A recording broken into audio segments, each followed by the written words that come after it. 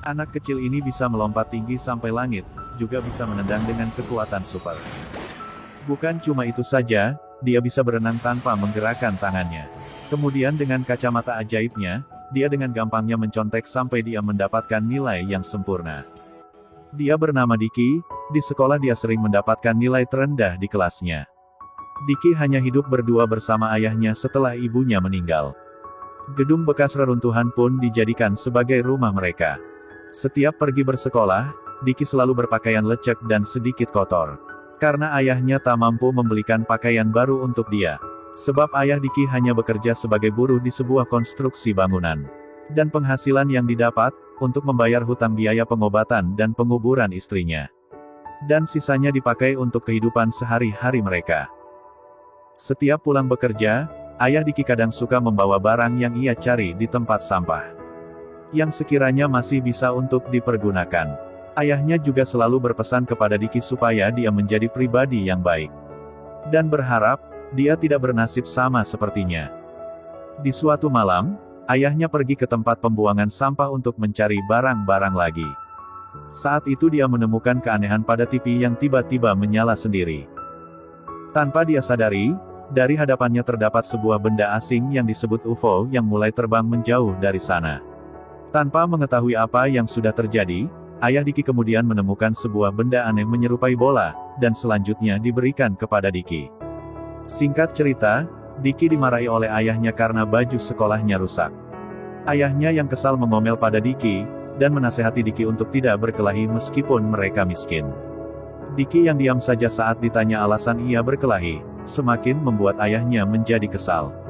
Saat itu Diki tak sengaja menekan dan memutar benda yang seperti pegangan di bola itu, dan kemudian bolanya mulai menunjukkan hal yang aneh. Diki yang ketakutan mengatakan kepada ayahnya kalau bolanya bergerak sendiri, dan mengatakan kalau ada hantunya. Ayahnya yang tak ingin mendengar hal konyol lagi segera menjahit baju Diki. Tapi Diki berteriak lagi kepada ayahnya kalau di sana ada hantu. Ayahnya yang sudah tak sanggup mendengar bualan Diki, langsung mengurung dia di lemari bersama bolanya. Di dalam lemari, bola itu mulai memperlihatkan gambaran luar angkasa dan sebuah bentuk hewan seperti anjing. Kemudian ayahnya membukakan pintu lemarinya. Dan memperingatkan Diki supaya dia bisa menjaga sikapnya. Dan setelah itu ayahnya pergi bekerja. Diki merasa senang karena menemukan hewan luar angkasa yang mirip seperti anjing, dan Diki menamainya dengan nama CJ7. Selanjutnya diperlihatkan tayangan video yang ada di awal. Diki bisa menendang dengan kekuatan super, Diki bisa berenang tanpa menggerakkan tangannya, dan dia bisa mendapatkan nilai sempurna berkat kacamata ajaib yang dibuatkan oleh anjingnya. Namun ternyata, itu hanyalah sebuah mimpi, yang pada akhirnya tak seperti yang dia harapkan. Saat Diki meminta sebuah alat untuk mencontek, anjingnya hanya mengeluarkan sebuah kotoran. Sampai pada akhirnya, dia tetap mendapatkan nilai 0. Diki yang marah langsung mencemplungkannya ke toilet. Dan saat pulang sekolah Diki membungkusnya menggunakan karung dan membuangnya di tempat sampah. Diki berlari dari sana, dan mengomel sesukanya. Namun tiba-tiba dia kepikiran kalau dia terlalu berharap lebih pada anjingnya. Dan anjingnya juga tidak pernah sekalipun mengatakan kalau dia hebat. Diki yang mulai menyesal langsung pergi lagi ke tempat sampah. Tapi sampahnya sudah diangkut oleh petugas ke dalam mobil. Diki mengejar mobilnya, tapi dia tak berhasil. Akhirnya Diki menangis pada ayahnya. Ayahnya yang merasa aneh kepada sesuatu, memperlihatkannya kepada Diki. Tapi tak disangka, ternyata itu adalah CJ7. Diki yang tadinya menangis berangsur-angsur gembira. Ayahnya yang masih merasa aneh, terus-menerus memeriksa anjing itu dengan mengguncang-guncangkannya, memelintir, menekan dan menghantamnya sampai gepeng. Saat malam hari ketika mereka tidur, anjing itu mengeluarkan kekuatan dan membetulkan kipas angin yang sudah rusak. Di pagi hari, Diki memberikan nilai hasil ujiannya. Dia berbohong kepada ayahnya dengan mengatakan kalau dia mendapatkan nilai 100. Ayahnya yang gembira akan nilai tersebut, memberitahu kepada setiap rekan kerjanya, dan memberitahukan kepada bosnya.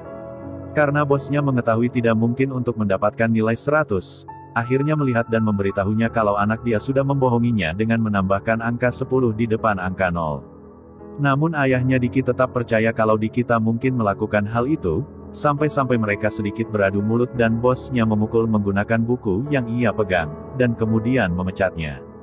Saat di rumah, ayahnya menanyai Diki, apakah dia mencontek atau merubah nilainya.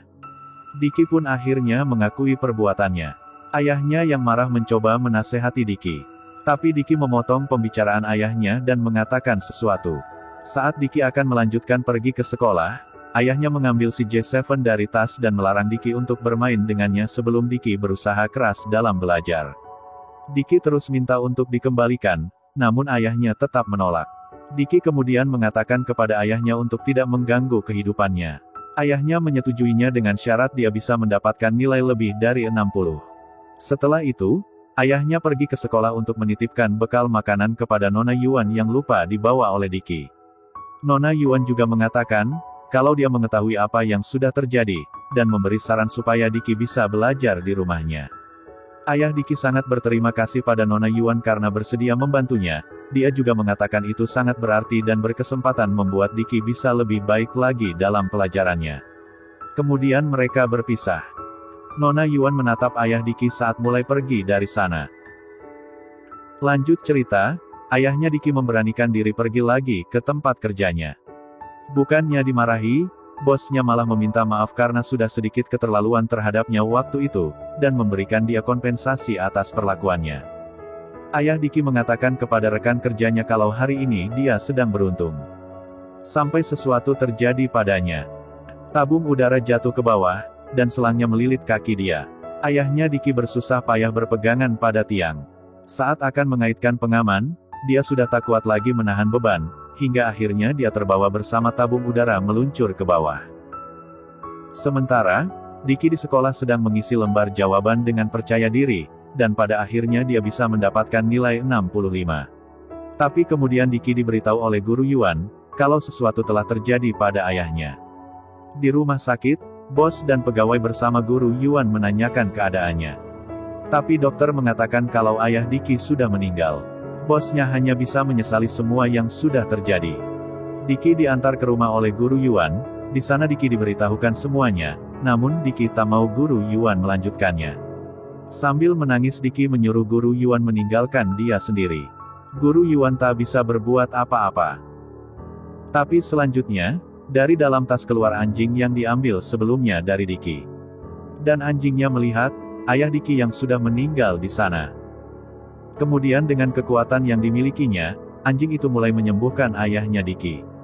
Hingga saat pagi tiba, Diki yang baru bangun dari tidurnya kaget karena ayahnya ada tepat di sisinya. Diki yang tak mau kehilangan ayahnya lagi, langsung memeluk dan sambil menangis mengatakan dia akan menjadi anak yang patuh dan berguna untuknya. Selanjutnya, mereka yang mendengar suara dari dalam tas langsung melihat dan menemukan si J7 yang ada di sana. Tapi si J7 terlihat sudah tak berdaya, karena seluruh kekuatannya sudah ia pergunakan. Dalam hitungan menit, si J7 mulai kehilangan kesadaran dan mati. Tubuhnya juga berubah menjadi sebuah boneka. Mereka yang tak tahu kenapa, mencoba sebisa mungkin untuk menghidupkan kembali si J7, namun semuanya sia-sia. Setiap harinya Diki hanya merenung dan berharap si J7 akan kembali hidup. Namun saat terdiam, Diki seperti mendapat petunjuk supaya dia belajar dengan giat. Setelah itu, Diki dengan semangat mulai belajar sungguh-sungguh. Lanjut cerita saat sekolah mengadakan piknik, ayah Diki memberi bunga pada Nona Yuan. Di sana Nona Yuan mengatakan kalau dirinya masih belum percaya, karena saat itu dia melihat sendiri kalau dia sudah meninggal. Ayah Diki pun juga tak mengerti kenapa dirinya bisa hidup kembali. Ayah Diki mulai mendekati Nona Yuan dan terus merayunya.